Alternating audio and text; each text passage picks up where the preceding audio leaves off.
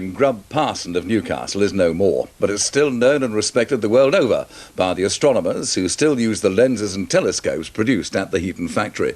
One of the firm's leading lens makers bought his old firm's equipment and has set up a factory at Ryton. His latest project has been to bring one of the original Grub telescopes back to its spiritual home. Alan Powell now reports. After looking across millions of miles of space for the best part of a century, a classic telescope has come 400 miles from Devon to Tyneside for overhaul. Not that much needed doing apart from a thorough cleaning, for this is the product of one of the master builders of Victorian telescopes, Sir Howard Grubb. Both a telescope and a camera, it dates from the heyday of astronomy when photography was beginning to make an important contribution to the visual exploration of the heavens. The most important job is to give the instrument new lenses. These are being polished on one of the very machines designed and used by Grubb himself in the 1870s. Grubb made Newcastle a world centre for telescopes, a tradition that would have died but for one man.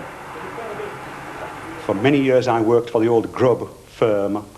Grubb was a master engineer. He was one of the great old English engineers. He was a Rembrandt of the lens-making age. He was a miraculous and skillful man, a craftsman in the very best traditions.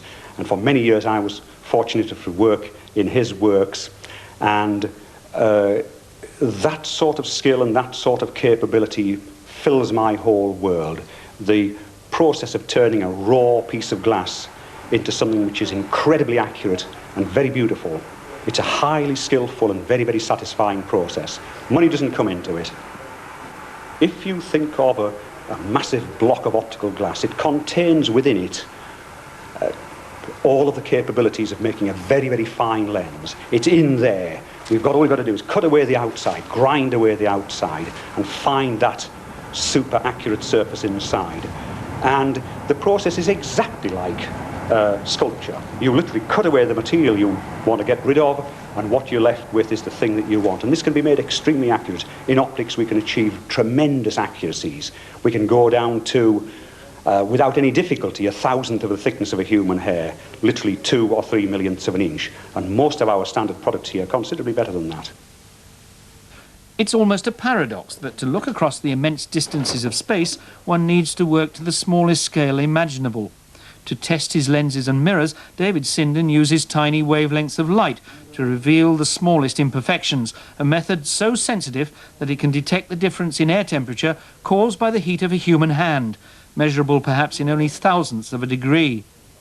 In a few weeks, the precious lenses will be ready for the completed telescope, by then back in its observatory in Sidmouth, proving that despite space probes and radio astronomy, this giant from the past still has a future.